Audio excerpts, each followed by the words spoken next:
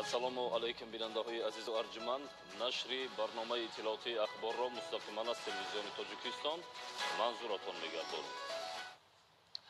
дар шаҳри Душанбе барои пешбурди корҳои фаҳмондадиҳӣ ва тарғиботиву ташвиқотӣ дар байни сокинон ва меҳмонони пойтахт бо мақсади пешгирии панҷшавии бемории сироятии коронавирус COVID-19 бо риояи ҳатмии гигиенаи шахсӣ, истифодаи ниқобҳо ҳангоми аз хона ба берун баромадан ва дар ҷойҳои ҷамъиятӣ, риояи масофаи иҷтимоӣ, гурӯҳҳои кории мақомоти иҷроияи ҳокимияти давлатии шаҳри Душанбе таъсис дода шудааст. корҳои мазкур ҳама рӯза фаъолияти худро дар маконҳои серодами пойтахт ба роҳ монда, аз ҷумла дар бозорҳо, марказҳои савдо, боғҳои фарҳангиву фароғатӣ, майдончаҳои варзишӣ ва бозии кӯдакона корҳои назоратӣ ва фаҳмондадиҳиро анҷом медиҳад. гузориши хабарнигорони мо. дар асоси дастури раиси шаҳри Душанбе муҳтарам Рустами Эмомалӣ ҷаҳти пешбурди корҳои фаҳмондадиҳӣ ва тарғиботиву ташвиқотӣ дар миёни сокинон ва меҳмонони пойтахт бо мақсади пешгирии панҷшавии бемории сироятии коронавирус COVID-19 бо риояи ҳатмии гигиенаи шахсӣ, истифодаи ниқобҳо ҳангоми аз хона ба берун баромадан ва дар ҷойҳои ҷамъиятӣ, бозорҳо, марказҳои савдо, боғҳои фарҳангиву фароғатӣ, майдончаҳои варзишӣ ва бозии кӯдакона, риояи масофаи иҷтимоӣ аз ҳисоби масъулини раёсати вазорати корҳои дохилӣ дар шаҳри Душанбе, раёсати кор бо ҷавонон ва варзиши шаҳри Душанбе, кумитаи иҷроияи ҳизби халқии демократии Тоҷикистон дар шаҳри Душанбе ва сарраёсати маорифи шаҳри Душанбе 7 гурӯҳ ва 49 зергурӯҳҳои кории мақомоти иҷроияи ҳокимияти давлатии шаҳри Душанбе дар ҳайати 235 нафар таъсис ёфта, ҳама рӯза фаъолияти худро дар маконҳои серодами пойтахт ба роҳ мондааст. Инчунин аз роҳбарони гурӯҳҳое ки дар ноҳияҳои пойтахт вобаста гардиданд даъват шуд ки корҳои фаҳмондадиҳӣ ҷиҳати риояи гигиенаи шахсӣ ва пӯшидани ниқоби муҳофизатӣ дар бозору ҷойҳои ҷамъшавии зиёди одамон то ба эътидол омадани вазъ мунтазам гузаронида шавад. бо вуҷуди коҳишёбии шиддати сирояти бемории коронавирус дар кишвар, сокинонро мебояд эҳтиёткор бошанд ва қоидаҳои беҳдоштиро риоя карда аз ниқобҳои муҳофизатӣ истифода баранд. фаъолияти гурӯҳҳои корӣ дар тамоми минтақаҳои шаҳри Душанбе ки сераҳолӣ ҳастанд ба роҳ монда шудааст ва тасмим гирифта шуд ки ҳамзамон дар ду баст корҳои фаҳмондадиҳӣ гузаронида шаванд. имрӯз бо мақсади фаҳмондани аҳолӣ дар самти пӯшидани ниқоби ҳатмӣ дар ҷойҳои ҷамъиятӣ дар вақти шабона низ фаъолият намуда истодаанд. гурӯҳи корӣ дар ноҳияи Сино сафарбар гардида аз назди даромадгоҳи корхонаи воҳидии давлатии бозори деҳқон фаъолияти худро шурӯъ намуданд. мушоҳида гардид ки анбӯи зиёди одамон ба ин маркази хизматрасонӣ ворид мегарданду ниқобҳои муҳофизатии хешро истифода намебаранд ки ин амал боиси авҷ гирифтани бемориҳои сироятӣ мегардад. шоми ҳамин рӯз гурӯҳи корӣ аз дохил ва назди боғҳои фарҳанги фароғатӣ, кӯчаву хиёбонҳо, марказҳои савдову хизматрасонӣ дидан карданд. зимни гузарондани корҳои фаҳмондадиҳӣ маълум гашт ки баъзе аз сокинон аз ниқобҳои муҳофизатӣ хоҳиши истифода бурданро надоранд. дар рафти суҳбат бо сокинону меҳмонони пойтахт аз ҷониби гурӯҳи корӣ даъват ба амал оварда шуд ки то ба эътидол омадани вазъи пандемияи коронавируси нав аз гаштугузор ва сайругашт дар боғу гулгаштҳо, кӯчаву хиёбонҳо муваққатан худдорӣ намуда, талаботи созмони умумиҷаҳонии тандурустӣ ва ситоди ҷумҳуриявиро оид ба риояи қоидаҳои беҳдоштӣ риоя намуда, фарзандони худро беназорат нагузоранд. намояндагони гурӯҳи корӣ ба якояки ин нафарон эҳтиёткорӣ, хусусан доир ба бастани ниқоб дар ҷойҳои ҷамъиятӣ ва истифодаи маҳлулҳои антисептикӣ ҷиҳати пешгирии бемориҳои сироятиро фаҳмонида тавсияҳо доданд. инчунин аз ҷониби гурӯҳҳои корӣ ба ин нафарон ниқобҳои муҳофизатии яккарата ва бисёркарата тариқи ройгон дастрас карда шуд. дар доираи дастуру супоришҳои раиси шаҳри Душанбе муҳтарам Рустами Эмомалӣ барои пешгирии сирояти коронавирус COVID-19 дар пойтахти мамлакат чораҳои саривақтӣ, роҳандозӣ ва тадбирҳои пешгирикунанда пурзур карда шуданд. дар 4 ноҳияи пойтахт гурӯҳҳои таблиғотӣ фаъолият дошта, ҳамарӯза ба аҳолӣ корҳои фаҳмондадиҳӣ баргузор мегардад ва ҳамчунин ба сокинону меҳмонон ройгон ниқоб тақсим карда мешавад. шоми 10 июни соли равон гурӯҳи корӣ дар ноҳияи Исмоили Сомонӣ ба ҳам омада корҳои фаҳмондадиҳиро дар боғҳои фарҳангиву фароғатӣ, кӯчаву хиёбон ва мавзеъҳои сайругашти сокинон ба роҳ монданд. кӯчаҳои пойтахт шомгоҳон серодан ба назар мерасид, вале мушоҳидаҳо нишон медиҳад ки бо вуҷуди пурзур намудани тадбирҳои пешгирикунанда аз сирояти коронавирус COVID-19 дар заминаи ба таври оммавӣ ба роҳ мондани корҳои фаҳмондадиҳӣ дар пойтахти мамлакат ҳоло ҳам ҳастанд шахсоне ки дар кӯча ва боғҳои истироҳатӣ бениқоб гашту гузор мекунанд. аз ҷониби гурӯҳи таблиғгарони ноҳияи Исмоили Сомонӣ ки аз ҷониби раёсати вазорати корҳои дохилӣ дар шаҳри Душанбе раёсати маорифи шаҳри Душанбе, раёсати кор бо ҷавонон ва варзиши шаҳри Душанбе ва Кумитаи иҷроияи Ҳизби Халқии Демократии Тоҷикистон дар шаҳри Душанбе таъсис дода шудааст, бо раҳгузарон зарурати ҳатмӣ истифода кардан аз ниқоб фаҳмонида шуд ва ба шахсоне ки бениқоб гашту гузор мекарданд ройгон ниқоби муҳофизатӣ дода шуда, инчунин ба нафароне ки дар боғҳои фарҳангӣ фосилаи иҷтимоиро риоя намекарданд суҳбатҳои судманд доир намуданд.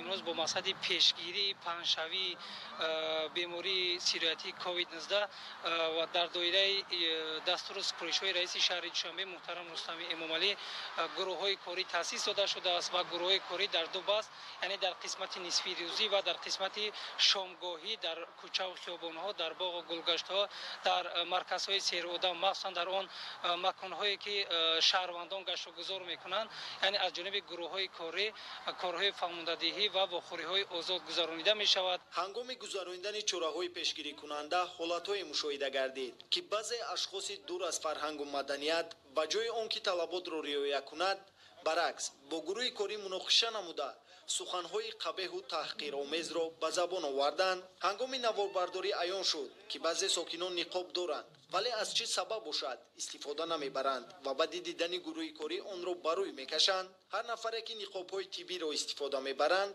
албатта бехатарии ӯ ва инчунин наздиконаш таъмин хоҳад буд. мақомоти иҷроияи ҳокимияти давлатии шаҳри Душанбе аз ҳамаи сокинон ва меҳмонони пойтахт эҳтиромона даъват ба амал меоварад ки ба масъалаи истифодаи ниқоб, маҳлулҳои антисептикӣ аҳамияти ҷиддӣ дода, фосилаи иҷтимоиро дар ҷойҳои ҷамъиятӣ ҳатман риоя намоянд. Манушери Сулаймон, Маҳмад Саиди Камол, Мақсади Мақсад, Ахбор. дар тавсияноমাи Созмони ҷаҳонии тандурустӣ оид ба риояи қоидаҳои пешгирӣ аз паҳншавии сирояти ҳамагири коронавирус COVID-19 омадааст ки бояд шаҳрвандон гигиенаи шахсӣ, масофаи иҷтимоиро қатъиян риоя намуда, ҳангоми ба кӯча баромадан ва дар ҷойҳои серодам бениқоб нагарданд. бо назардошти ин омӯзгорони донишгоҳи аграрии Тоҷикистон ба номи Шириншоҳ Шоҳтемур дар доираи нақшачорабиниҳо дар бозори Варзоб ва кӯчаҳои атрофи он корҳои фаҳмондадиҳиро ташкил намуданд.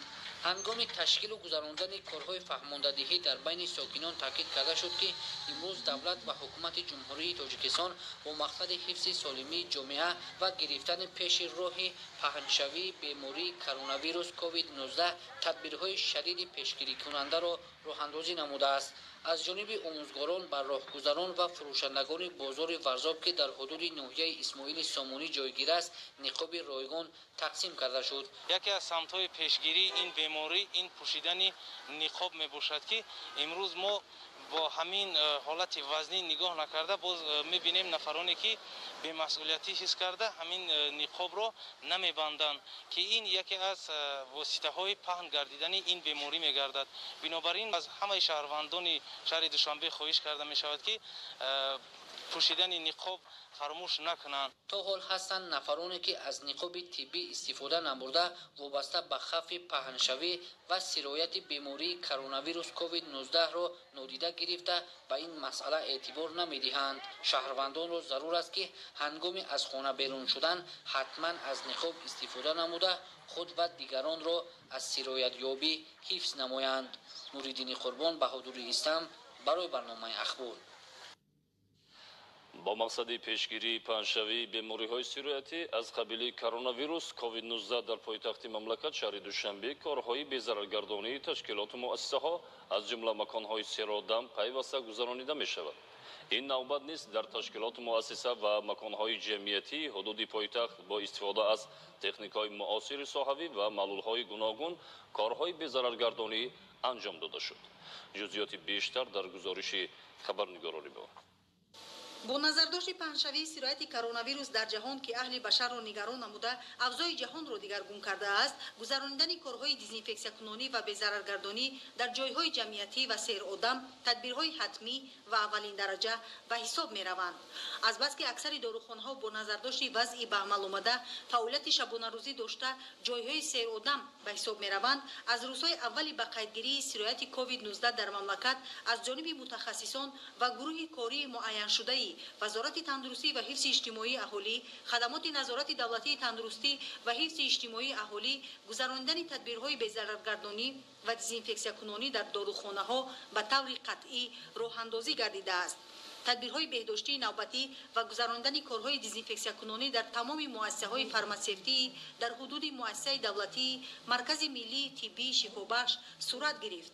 از طرف متخصصان خدمات نظارت دولتی تندرستی و حفظ اجتماعی اهالی در مؤسسه فارماسیوتی شهر دوشنبه و ناحیه توبه برای پیشگیری از پهن‌شوی بیماری کووید 19 کارهای بی‌ضررکننده گذرانده می شود. از بس که در مؤسسه فارماسیوتی در همین شب و روز روای میزوجان زیادتر دیده می شود، برای پیشگیری و پهن نشدن بیماری کووید 19 کارهای بی‌ضررکننده گذرانده می شود.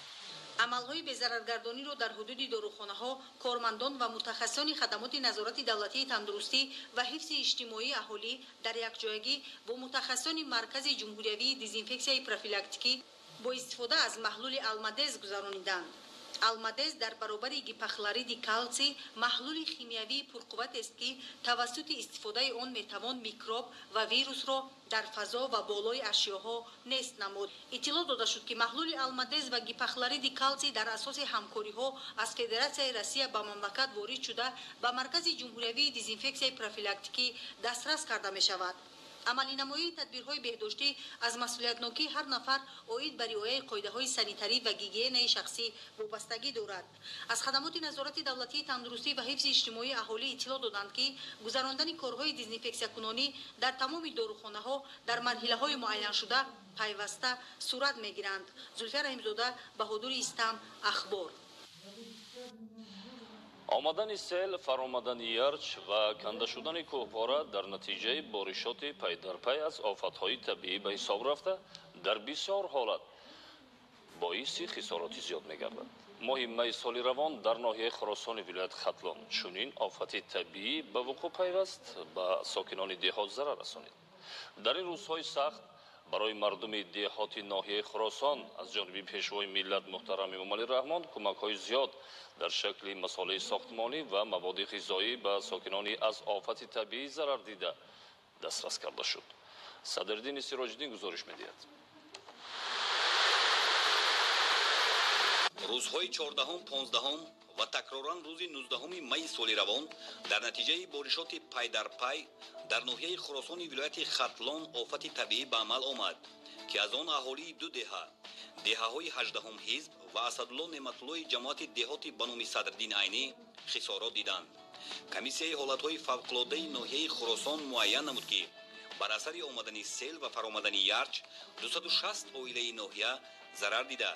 76 گکتار زمین کشاورزی خواجگی‌های دهخانه راهی автомобилгард اهمیتی محلی داشته آبیکی گنجینه در مسافه 350 متر و 300 متر کانال آبگذاری خواجه قلعه کارناشایان گردید. از ربط کارهای برطرف کنی کمیسیای حالت‌های فوق‌العاده معین نمود که آفت طبیعی به اهالی خواجگی‌های ناحیه خراسان 6,725,400 سومانی ضرر رسانید.